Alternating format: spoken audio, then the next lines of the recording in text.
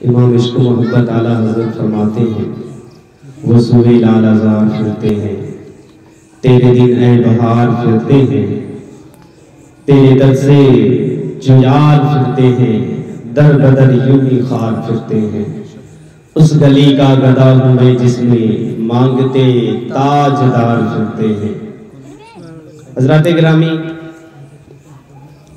یہ محفل چونکہ شادی خانہ آبادی کے تعلق سے منعقد کیا گیا اور بہت ہی بہتر آپ نے ایک وعظ سنا، ایک نصیحت آمیز آپ نے تقریر مختصر جامع سنی، کچھ مسائل آپ نے سماعت کیے۔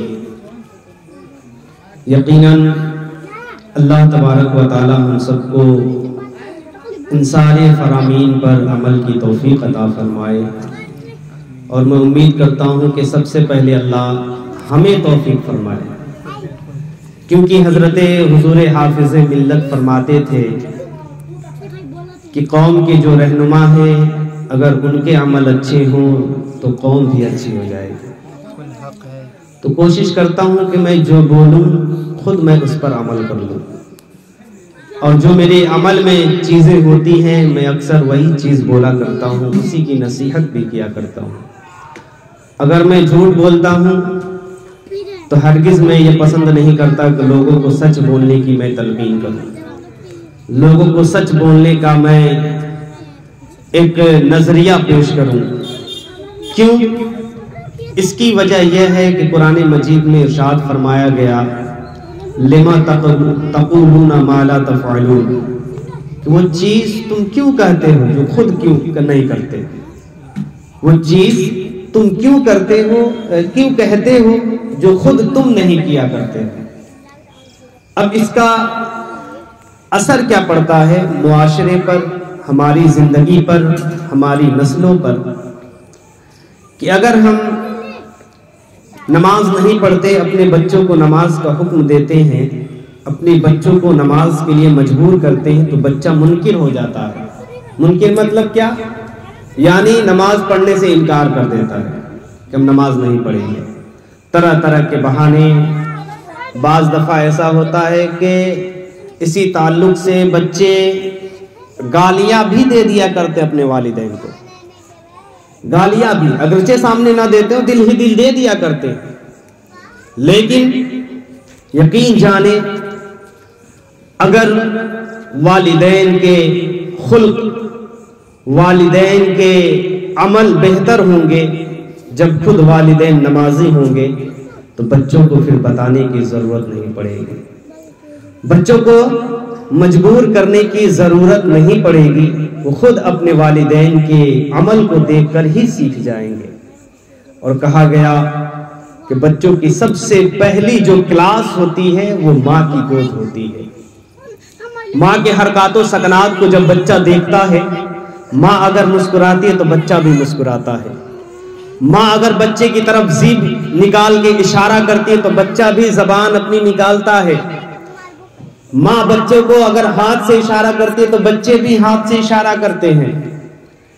تو سب سے پہلی جو درسگاہ ہوتی ہے بچوں کی وہ ماں کی گود ہوا کرتی ہے۔ سرکار دو عالم صلی اللہ تعالی علیہ وسلم ارشاد فرماتے ہیں کہ ماں کے قدموں کے نیچے جنت ہے۔ تو جب ماں اپنے بچوں کو جنت کی طرف کھینچے گی تو دنیا میں بچہ بھی بے مثال ہوگا، اور جب ماں اپنے بچوں کو جہنم کی طرف بھیجے گی تو دنیا میں بچہ بھی ذلیل و خوار ہوگا، بچہ بھی اسی فکر کا ہوگا۔ تو سب سے پہلی جو درسگاہ ہے وہ والدین کی صحبت ہے، جو اپنے بچپن میں بچوں کو دیا کرتے ہیں۔ تو بچپن میں بچوں کو وہ تعلیم دے جس تعلیم کو سرکار مصطفیٰ ہمارے پیارے نبی صلی اللہ تعالی وسلم نے دینے کا حکم فرمایا ہے۔ جب اپنے بچوں کو بہتر تعلیم دیں گے تو معاشرے میں اس سے بچے کا نام روشن نہیں ہوتا ہے، بچے کے والدین کا نام روشن ہوتا ہے۔ اگر دیکھ لیں آپ، کوئی بچہ کچھ برا کرتا ہے تو لوگ یہ نہیں کہتے کہ فلانوا تھا، لوگ یہ کہتے ہیں فلانوا کا بیٹا تھا، ہے کہ نہیں؟ آپ نے مشاہدہ کیا اس بات کا؟ باپ کے نام کے ساتھ اس کو یاد کیا جاتا ہے، اس کی برائی بیان کی جاتی اس کے باپ کے نام کے ساتھ۔ جب بچہ بہتر ہوتا ہے، با اخلاق ہوتا ہے، مؤدب ہوتا ہے، تو اس کے والدین کے ساتھ ہی اس کا نام جوڑا جاتا ہے، یہ اس کا بیٹا ہے، کتنا اچھا ہے یہ۔ اب ڈیفرنٹ آپ دیکھیں دونوں چیزوں میں، کس بات سے والدین کو خوشی مل رہی ہے؟ دو باتیں ہیں، ایک یہ کہ برائی کے ساتھ اس کا نام لیا جا رہا ہے، ایک اچھائی کے ساتھ اس کا نام لیا جا رہا ہے، لیکن والدین کو خوشی کب میسر ہوتی ہے؟ جب اچھائی کے ساتھ اس کا نام لیا جائے۔ لوگ اس کے بیٹے کا نام لے تو اچھائی کے ساتھ اس کے باپ کا بھی نام لے کہ فلاں نے اپنے بیٹے کو بڑی اچھی تعلیم دی ہے، اس بات سے والدین کو خوشی میسر ہوتی ہے۔ یقین جانے جب والدین کو اس بات سے خوشی میسر ہوتی ہے تو جب اللہ اور اس کے رسول کے حکم کو مانیں گے تو اللہ اور اس کے رسول ہم سے کتنا خوش ہو جائیں گے۔ کہا گیا کہ اگر ماں اپنے بچوں سے بہت محبت کرتی ہے، ماں اپنے بیٹوں سے، اپنی اولاد سے بہت محبت کرتی ہے۔ باپ کی محبت تو نظر نہیں آتی لیکن ماں کی محبت نظر آتی ہے بظاہر۔ اب کہا گیا کہ اگر ماں کے ہاتھ میں تقدیر کا قلم دے دیا جاتا تو ماں اپنے بچوں کے حق میں کیا لکھتی؟ جنت لکھتی یا جہنم لکھتی؟ جنت لکھتی یا جہنم لکھتی؟ تو جواب ہر دل یہی دے گا، ہر زبان یہی جواب دے گی کہ ماں اپنے بچوں کے حق میں اگر اسے تقدیر لکھنے کا مقدر مل جاتا تو اپنے بیٹے کے حق میں وہ جنت ہی لکھتی۔ یہ تو ایک ماں کی بات ہے، لیکن پروردگار عالم تو 70 ماؤں سے زیادہ محبت کرتا ہے۔ ہمارا اللہ 70 ماؤں سے زیادہ محبت کرتا ہے۔ جب ایک ماں کی محبت پہ دل اتنا پگھل جاتا ہے، جو پروردگار عالم 70 ماؤں سے بھی زیادہ محبت کرتا ہے، تو اس کی یاد، اس کے ذکر پر ہمارے دل کیوں نہیں پگھلتے؟ یہ دین سے دوریاں ہمیں کہاں لے جا رہی ہیں؟ پروردگار عالم سے دوریاں ہمیں کس کھنڈر میں لے کر جا رہی ہیں، کس ہلاکت و ضلالت میں لے کر جا رہی ہیں، ہم اس کا تصور بھی نہیں کرتے، اس کا گمان بھی نہیں کرتے۔ زندگی میں مست ہیں، زندگی گزر رہی ہے، ہمارے شب و روز ویسے ہی چلے جا رہے ہیں، ہم فکر تک نہیں کرتے کہ ہم اپنی زندگی کو گزار کہاں رہے ہیں۔ یہ زندگی ایک ایسی چیز ہے جس کی مثال ایک سائے کی طرح دی گئی ہے۔ حضرت عثمان غنی فرماتے ہیں زندگی کی مثال ایک سائے کی طرح ہے۔ اگر آپ چاہیں کہ سائے پر اپنا قدم رکھ کے آپ سائے سے آگے بڑھ جائیں تو کبھی آپ آگے نہیں بڑھ سکتے۔ جب آپ پہلا قدم بڑھائیں گے تو آپ سے پہلے سایہ آپ کا پہلا قدم بڑھائے گا۔ تو دنیا کے پیچھے جتنا آپ بھاگیں گے دنیا آپ سے اتنی دور بھاگتی چلی جائے گی۔ آپ دنیا کی یہ عیش و آرام میں ایسے ملوث ہو گئے ہیں کہ آپ کی اس حقیقت کا پردہ آپ کی آنکھوں پہ ایسا پڑ گیا ہے کہ آپ دیکھ نہیں سکتے کہ دنیا ہے کیا۔ سرکار دو عالم صلی اللہ تعالی وسلم کی پیاری حدیث ہے۔ سرکار دو عالم صلی اللہ تعالی وسلم فرماتے ہیں ان الدنیا کلھا متاع، کہ بے شک پوری دنیا، یہ پوری کائنات ایک مختصر چیز ہے، قلیل متاع ہے، لیکن اس کے آگے والی جو حدیث ہے بڑی پیاری ہے، آگے کا جملہ ہے بڑا پیارا ہے، وہ اسی شادی کے تعلق سے ہے۔ سرکار فرماتے ہیں کہ وَخَيْرُ مَتَاعِ الدُّنْيَا امْرَأَةٌ صَالِحَةٌ، لیکن یہ قلیل دنیا جو ہے اس کی سب سے بہترین جو چیز ہے وہ نیک عورت ہے۔ وہ مرد کے بارے میں نہیں کہا گیا کہ نیک مرد ہے، نیک عورت ہے۔ جب نیک عورت آپ کے گھر میں قدم رکھتی ہے اس کے قدم کی برکت سے آپ کے گھر کی دیواریں خوشبو سے معطر ہو جایا کرتی ہیں۔ جب نیک عورت آپ کے گھر میں پہلا قدم رکھتی ہے اس کے کردار کی خوشبوؤں سے گھر کے چمن لہلہا جاتے ہیں۔ جب نیک عورت اپنے قدم کو گھر میں رکھتی ہے اس کے خوشبوؤں کے وہ کرن ایسی پھوٹتی ہے کہ جب نسلیں پیدا ہوتی ہیں تو پھر اور کوئی نہیں، وقت کا مفتی اعظم پیدا ہوتا ہے، وقت کا مفتی اعظم پیدا ہوتا ہے۔ آپ نے سنا ہوگا غوث اعظم کا واقعہ، بہت سارے آپ نے واقعات غوث اعظم کے سنے ہوں گے۔ والدین کے تعلق سے ایک ان کے بہت ہی بہترین واقعہ میں آپ کو بتاتا ہوں کہ ان کے والدین کا جو تقوی پرہیزگاری تھی، وہ اخلاق تھا کتنا بہتر۔ تو جب ان کی شادیاں ہوئی، جب ان سے بیٹا پیدا ہوا تو اسے پوری دنیا غوث اعظم کے نام سے جانتی ہے۔ وہ ذات کون ہے؟ وہ ذات حضرت ابو صالح جنگی دوست ہیں۔ بچپن کا زمانہ ہے، بچپن کے زمانے میں لوگ کھیلتے ہیں، کھیل میں لوگ بہت ساری چیزیں کھیلتے ہیں، لیکن بزرگ جب کھیلتے تھے تو کیا کہتے تھے؟ غوث پاک جب اپنے بچپن میں کھیلا کرتے تھے تو ایک طرف غوث اعظم فرماتے لا الہ الا اللہ، تو جو دوسرے بچے ہوتے کہتے محمد رسول اللہ۔ یہ ان کا کھیل ہوا کرتا تھا۔ یہ کھیل اتنا متبرک کھیل جس کا ہو جائے اس کی ذات پھر کیسی ہوگی؟ ہمارے اور آپ کی طرح آج کے کھیل نہیں کہ کھیل میں ہم اپنے وقت کو اس طرح مصروف کر دیتے ہیں کہ نماز کا وقت بھی ختم ہو جاتا ہے اور ہم کھیل میں لگے رہتے ہیں۔ آج کی طرح کا کھیل نہیں تھا، ان کا کھیل بھی بڑی انوکھا، بڑا نرالا تھا۔ غوث پاک ایک طرف سے آپ فرماتے لا الہ الا اللہ، تو جو دوسرے بچے آپ کے ہم عصر تھے وہ کہتے محمد رسول اللہ۔ یہ ان کا کھیل ہوا کرتا تھا، جس کا کھیل جن کی زبانوں پہ کلمہ طیب ہو جائے پھر دنیا اسے غوث اعظم کیوں نہ کہے۔ تو اپنے زبانوں پہ ذکر الہی سجائے نا، جب ذکر الہی سجائیں گے یقیناً آپ کی زندگی بھی معطر ہو جائے گی، پاکیزہ ہو جائے گی۔ اللہ اکبر۔ غوث اعظم کے والد گرامی ابو صالح جنگی دوست، بچپن کا زمانہ ہے، بچپن میں اتنی تقویٰ پرہیزگاری کہ آپ بچپن سے ابھی 7 سال کی عمر ہے، اس وقت سے آپ رمضان کے روزے تو رکھتے تھے، اس کے علاوہ نفلی روزے رکھا کرتے تھے۔ رمضان کے علاوہ مہینوں میں روزے رکھا کرتے تھے میاں۔ ایک دن ایسے ہی روزہ تھے آپ، شام کا وقت ہوا، مغرب کا وقت ہو گیا، جب سورج غروب ہوا آپ دریائے فرات کے کنارے گئے، وضو فرمانے لگے اور آپ نے کچھ گھونٹ اس میں سے پی لیا۔ آپ نے اپنا افطار کیا اس پانی سے۔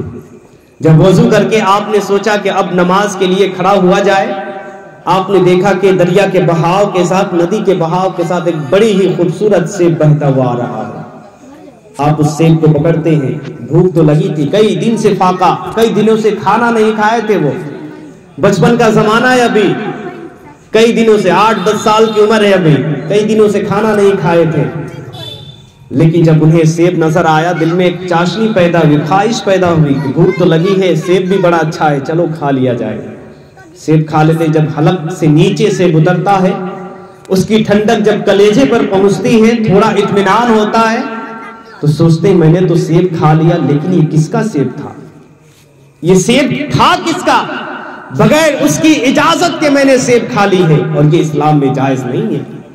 آج کا عالم دیکھیں، کوئی سامان کسی کے گھر کے باہر کسی کے برآمدے میں رکھا ہوا ہو، ادھر ادھر نظر کے اٹھا کے لے کے چلے گئے۔ یہ عالم ہے آج کا میاں، یہ عالم ہے۔ لوگ یہ سوچتے ہیں کہ گھر والے نہیں دیکھ رہے، چلو لے کر چلے جائیں، ارے پروردگار عالم تو دیکھ رہا ہے۔ پروردگار عالم سے خوف نہیں، پروردگار عالم سے خوف رکھیں۔ کسی کا سامان بغیر اجازت کے لے نہیں سکتے آپ، وہ جائز ہی نہیں ہے، حرام ہے لینا، گناہ کبیرہ ہے، تو ہرگز یہ کام نہ کیا جائے۔ سوچتے ہیں کہ میں نے سیب کھا لیا، لیکن یہ سیب تھا کس کا؟ دریا کے بہاؤ کے ساتھ جدھر سے بہ کے آ رہا تھا دریا، اسی جانب چل دیتے ہیں، کہیں نہ کہیں سے یہ گر کے آیا ہوگا اور تر و تازہ ہے، نزدیک ہی کہیں ہوگا، لیکن چلتے چلتے 40 میل چل گئے، 40 میل۔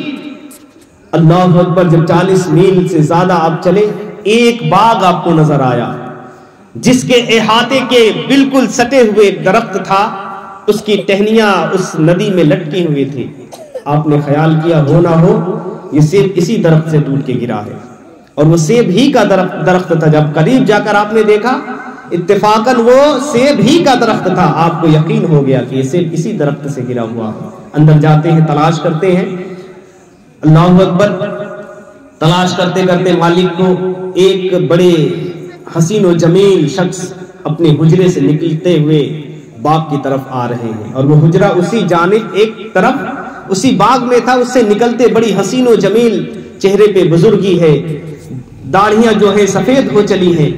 اللہ اکبر۔ نکلتے ہیں، آتے ہیں، جب سامنے ہوتے ہیں روبرو، وہ چھوٹا سا بچہ 10 سال کی عمر، غوث پاک کے والد گرامی کہتے ہیں اس بزرگ سے کہ دیکھیں میں نے ایک سیب کھا لیا ہے انجانے میں، اور مجھے یقین ہے کہ آپ ہی کے درخت سے گرا ہوا وہ سیب تھا اور بغیر اجازت کے آپ کے میں نے کھا لی ہے. اب آپ جو سزا دینا چاہیں مجھے دیں، مجھے منظور ہے. بس آپ مجھے معاف کر دیں. اگر سزا دینا چاہیں تو سزا دیں، اگر معاف کرنا چاہیں تو آپ معاف کر دیں. غوث پاک کہ والد گرامی حضرت ابو صالح جنگی دوست نے جب اتنا کہا، جو سامنے والے بزرگ تھے وہ بھی اللہ کے ولی تھے، جو چل کے غوث پاک کے نانا ہوئے، انہوں نے اپنی نظر فراست سے پہچان لی یہ کوئی عام بندہ نہیں ہے، یہ اللہ کا مقرب بندہ لگتا ہے. عمر اگرچہ چھوٹی ہے لیکن یہ اللہ کا برگزیدہ بندہ معلوم ہوتا ہے. کہتے تمہاری 2 شرطیں ہیں، تمہارے لیے میری 2 شرطیں ہیں، اگر 2 شرطوں کو تم میری پوری کر دو گے تو میں تمہاری یہ خطا معاف کر دوں گا. کہتے ٹھیک ہے، آپ کی جو شرطیں مجھے منظور ہیں. ابھی کم عمر میں تھے، 10-12 سال کی عمر میں تھے. 2 شرطیں لگائیں. کہنی پہلی شرط یہ ہے کہ 12 سال تک تم میرے اس باغ کی خدمت کرو گے.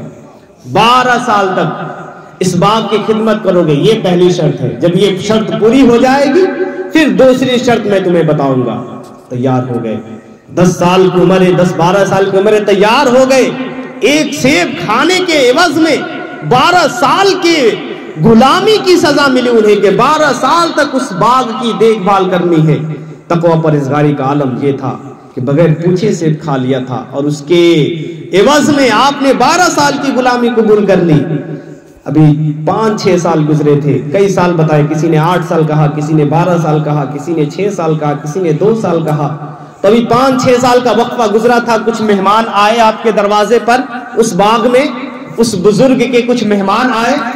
آپ نے کہا کہ جاؤ حضرت ابو صالح جنگی دوست سے کہ جاؤ کچھ باغ سے پکے ہوئے پھل توڑ کر لے آؤ اور مہمان کی مہمان نوازی میں رکھ دو. اللہ اکبر. باغ میں گئے، آپ نے درختوں سے پھل توڑا، لا کر اس مہمان کے سامنے آپ نے رکھ دیا اور ایک کنارے ہاتھ باندھ کر کھڑے ہو گئے. کافی دیر گزر گیا، گفت و شنید ہوتی رہی، لوگوں نے پھل کھائے، مہمان نوازیاں ہوتے رہی، گفت و شنود ہوتی رہی. ہوتے ہوتے دن بھر کا وقفہ گزر گیا. جب وقت عصر گزرا، حضرت ابو صالح جنگی دوست سے اس بزرگ نے فرمایا تھا، اے ابو صالح جنگی دوست، تم نے کچھ کھایا ہے؟ تم نے کچھ کھایا کہ نہیں کھایا؟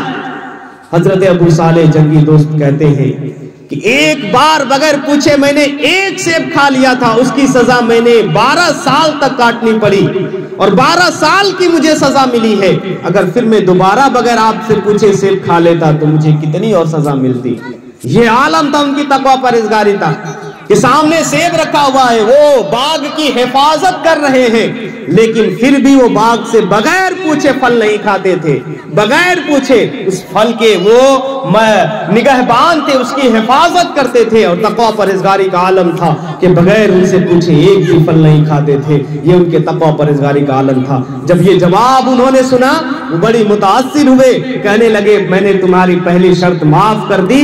12 سال کی شرط لگائی تھی، 5 اور 6 سال ابھی گزرے تھے، پہلی شرط معاف کر دی گئی. دوسری شرط کی باری آئی. کہتے میری ایک بیٹی ہے جو بڑی کالی ہے، جو پیر سے لنگڑی ہے، جو ہاتھ سے لولی ہے، جو زبان سے گونگی ہے، آنکھ سے اندھی ہے، کان سے بہری ہے. وہ کچھ بول نہیں سکتی، وہ کچھ سن نہیں سکتی، وہ کچھ کہہ نہیں سکتی، اپنے ہاتھوں سے کچھ پکڑ نہیں کر سکتی اور اپنے پیروں سے چل بھی نہیں سکتی. وہ بہت کالی ہے. تمہیں میری بیٹی سے شادی کرنی پڑے گی. اگر میری بیٹی سے تم شادی کرتے ہو تو میں تمہاری دوسری شرط بھی معاف کر دوں گا اور تمہیں تمہارے گناہ سے آزاد کر دوں گا.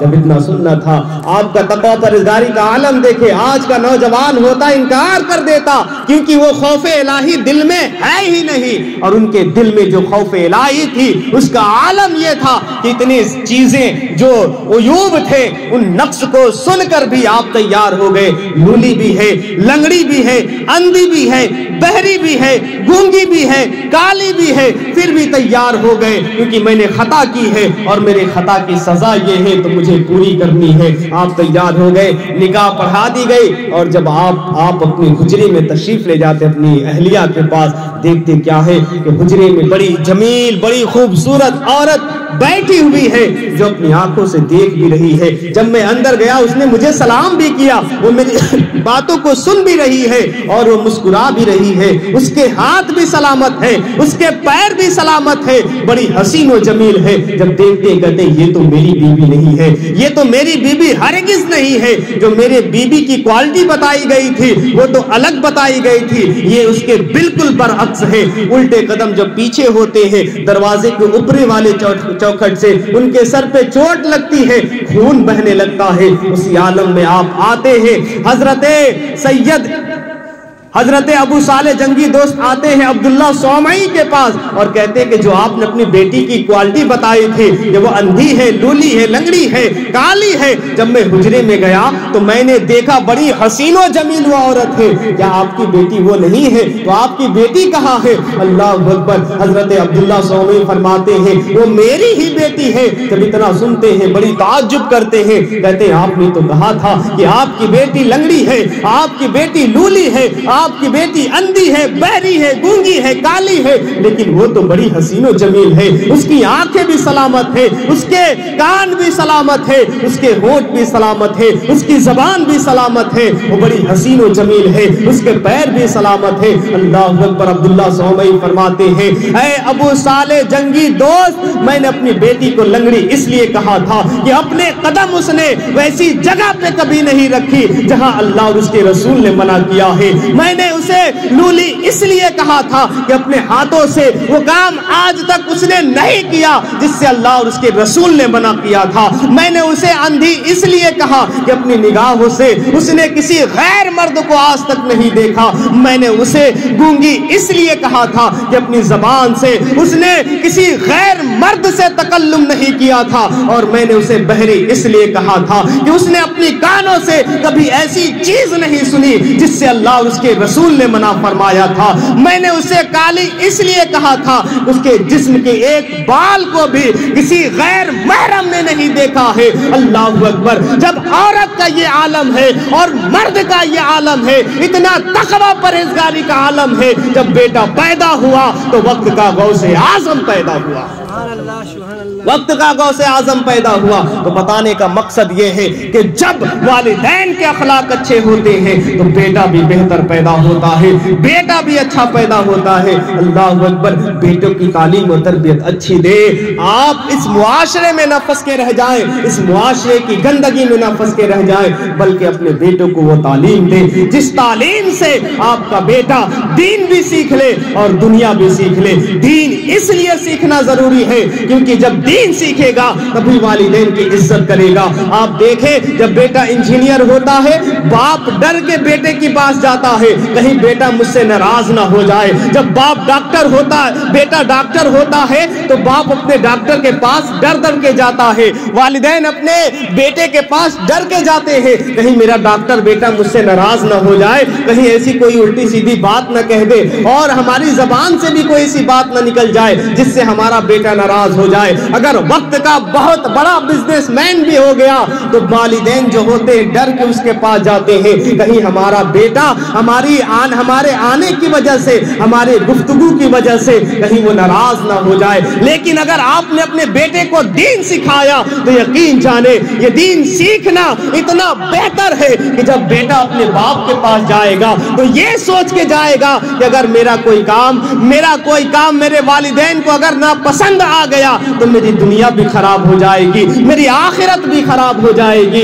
اللہ اکبر. جب بیٹا دین سیکھتا ہے تب یہ خوف ہوتا ہے کہیں میرا باپ مجھ سے ناراض نہ ہو جائے, کہیں میری ماں مجھ سے ناراض نہ ہو جائے, کیونکہ اسے حدیث رسول پہ اس کی نظر ہوتی ہے, آیات کریمہ پہ اس کی نظر ہوتی ہے. کبھی اس آیت کریمہ پہ اس کی نظر ہوتی ہے وہ بالوالدین احسانا, کہ اپنے والدین کے ساتھ احسان کرو, بھلائی کرو. کیسا احسان؟ کما ربیانی صغیرا, جس طرح بچپن میں انہوں نے تمہارے اوپر احسان کیا. اب بچپن کا عالم دیکھے بچوں کو کتنی محبت سے پالتے ہیں والدین, کتنی عزت و شفقت کے ساتھ پالتے ہیں. آپ چھوٹی چھوٹی اس کی تکلیفوں پہ والدین مچل جایا کرتے ہیں اور اس کی تکلیفوں پہ اس طرح اپنی تکلیف بنا لیتے ہیں گویا ان کی تکلیف ہے. تو جس طرح بچپن میں آپ کو پالا گیا بڑھاپے میں بھی اپنے والدین کے ساتھ ویسے ہی حسن سلوک کیا جائے. یہ قرآن کی تعلیم ہمیں بتاتی ہے. حدیث کی تعلیم ہمیں بتاتی ہے، ائمہ دین کی تعلیم ہمیں بتاتی ہے، اولیاء کاملین کی تعلیم ہمیں بتاتی ہے۔ تو دین بھی سکھائیں، کیونکہ دین سیکھنا نہایت ضروری ہے۔ جب تک دین نہیں سیکھیں گے دنیا کی کوئی بھلائی آپ کو میسر نہیں ہوگی، اور قیامت میں بھی کوئی بھلائی میسر نہیں ہوگی۔ تو دین سیکھنا سب سے پہلے ضروری ہے، کیونکہ جب اسلام آیا اس سے پہلے کا دور اٹھا کر ذرا سا دیکھ لیں۔ ارسطو کا زمانہ تھا، اس وقت جو وقت کے بادشاہ تھا اس کا عالم یہ تھا کہ چند لوگوں کو ہی دین سیکھنے کی اجازت ہوتی تھی اور کسی کو اجازت نہیں ہوتی، لیکن جو اگر کوئی دین سیکھنے کی جرات بھی کر لیتا تو اس کے کان میں شیشے پگھلا کے ڈالے جاتے تھے، گرم شیشے پگھلا کے، کہ تم نے دین کیوں سیکھنا، تم نے تعلیم کیوں سیکھا، تم نے ایجوکیشن کیوں حاصل کیا۔ فقط جس کو حکومت سے اجازت ہوتی وہی تعلیم سیکھتا تھا، ایجوکیشن وہی حاصل کرتا تھا، اس کے علاوہ اور کوئی نہیں کر سکتا تھا۔ یہ پابندیاں تھی نبی اکرم صلی اللہ تعالی وسلم کے آنے سے پہلے، اور بہت پابندیاں تھی دین سیکھنے پر، کیونکہ لوگ چاہتے تھے کہ دنیا والے کچھ تعلیم نہ سیکھے، ان پڑھ رہے اور ہم ان پر حکومت کرتے رہے، اور جن سے فائدہ ہوتا لوگ انہی کو اجازت دیتے کہ تم دین سیکھو۔ آج دیکھ لے وہی آپ کے معاشرے کا حال دیکھ لے، آج وہی حکومت آئی ہے اور آپ کو دین سے الگ کر رہی ہے، آپ کو تعلیم سے الگ کر رہی ہے۔ یقین جانے اس وقت کا عالم یہ تھا کہ لوگ اگر دین سیکھنا بھی چاہتے، تعلیم سیکھنا بھی چاہتے تھے تو اسے پکڑ کے لایا جاتا اور بادشاہ کے سامنے، وقت کے حکومت کے سامنے اس کے کان میں گرم شیشہ پگھلا کے ڈالا جاتا تھا، اسے مارا جاتا تھا، یہاں تک کہ اس کو قتل بھی کر دیا جاتا۔ لیکن جب اسلام آیا تو سب سے پہلا جو اعلان ہوا وہ یہ ہوا، طلب العلم فریضۃ علی کل مسلم وعلی مسلمہ، کہ دین اسلام حاصل کرنا، یہ دین حاصل کرنا،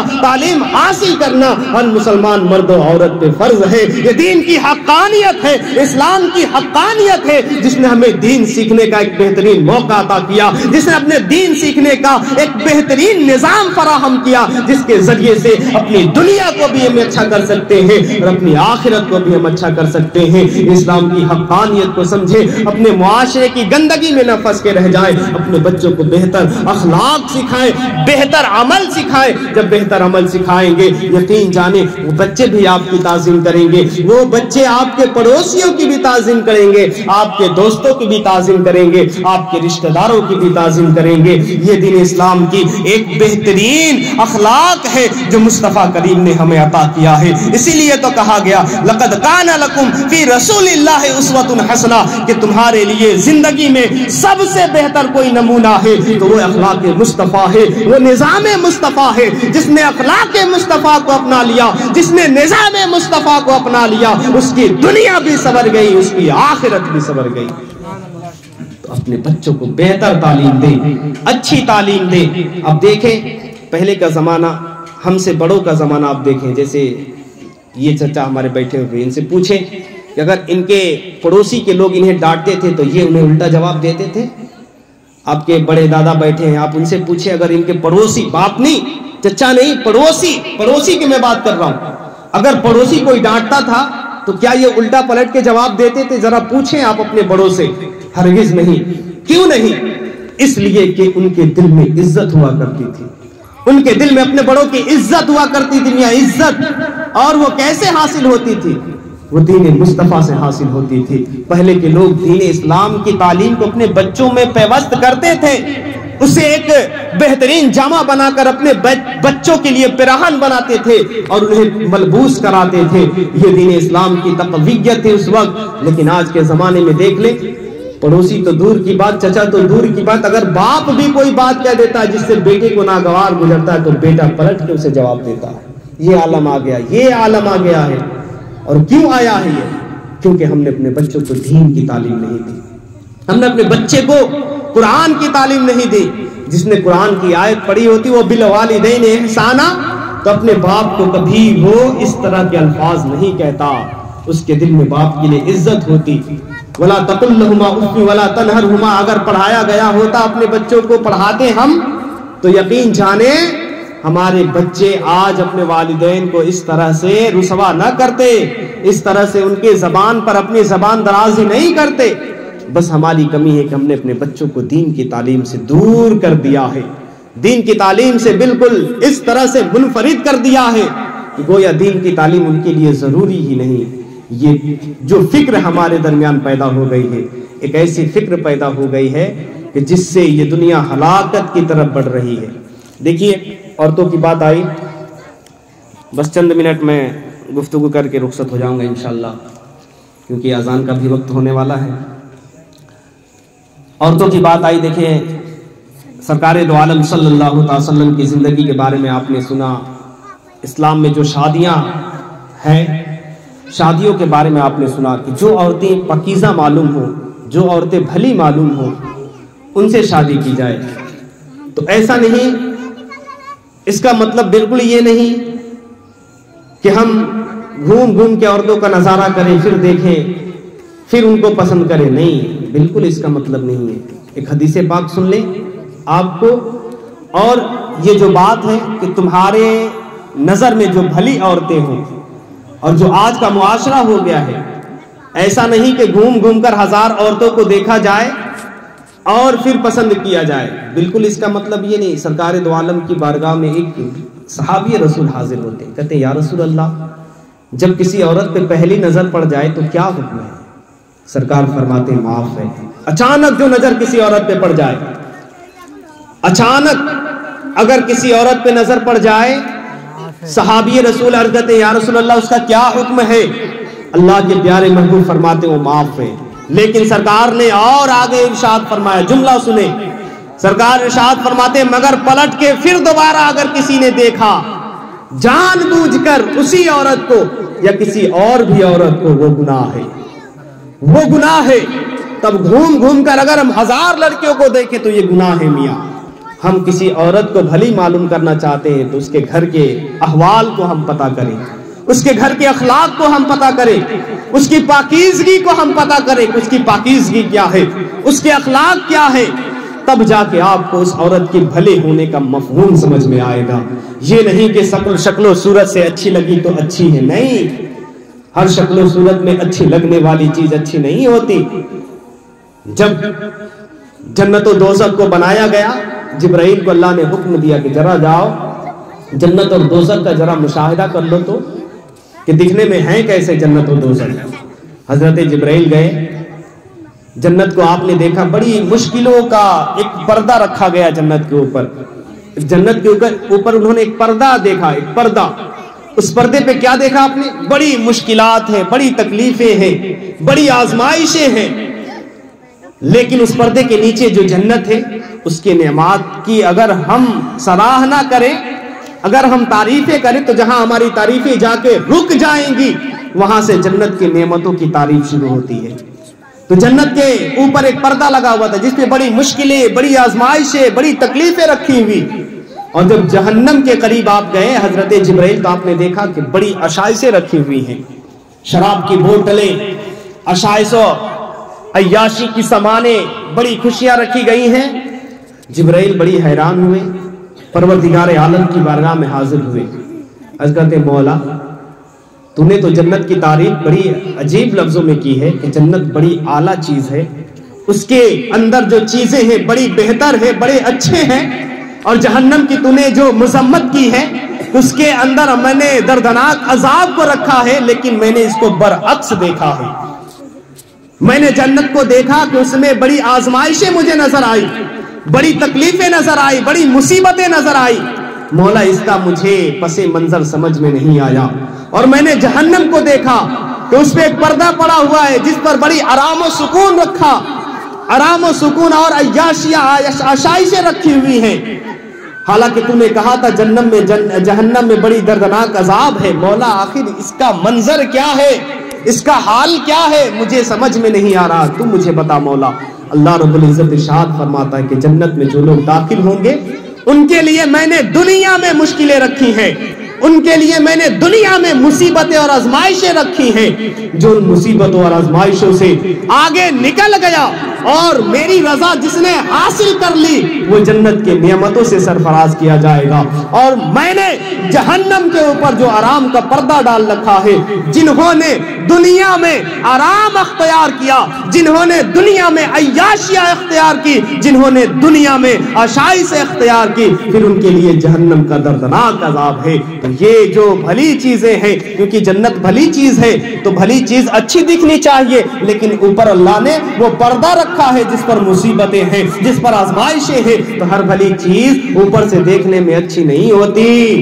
جیسے جہنم میں ہے کہ اوپر سے دیکھنے میں تو جبریل نے دیکھا بڑی اچھی لگی، لیکن اندر دردناک عذاب ہے۔ اگر آپ کو بھلی چیز معلوم کرنی ہے تو اس کی گہرائی کو سمجھے، اس کی پاکیزگی کو سمجھے۔ ما طاب لکم کا جو ذکر کیا گیا اس کی پاکیزگی کو سمجھے، اس کے گھر کے احوال کو آپ جانیں، ان کے گھر والوں کا کیریکٹر کیسا ہے، ان کے گھر والوں کا کردار کیسا ہے، پھر آپ فیصلہ کریں کہ اس کے گھر جو بچی پلتی ہوگی وہ بھی کردار میں اعلیٰ ہوگی، وہ بھی اخلاق میں اعلیٰ ہوگی، وہ اعلیٰ نہیں ہوگی جو بے پردہ ہو کر مارکیٹوں میں گھومتی ہے، وہ بہتر نہیں ہو سکتی ہرگز جو بے پردہ ہو کر مارکیٹوں میں بیجا صبح سے لے کر شام تک گشت کرتی ہیں، وہ ہرگز وہ پردہ نہیں ہوتی جو میلوں میں گھوما کرتی ہیں، وہ ہرگز وہ پردہ نہیں ہو سکتی جو اپنے گھر سے بغیر اپنے محرم کی اجازت کے اکیلے نکل جایا کرتی ہیں، وہ پابردہ اور پاکیزہ بالکل عورتیں نہیں ہو سکتی۔ تو ایسی عورتوں سے نکاح کرنے کا حکم نہیں دیا گیا۔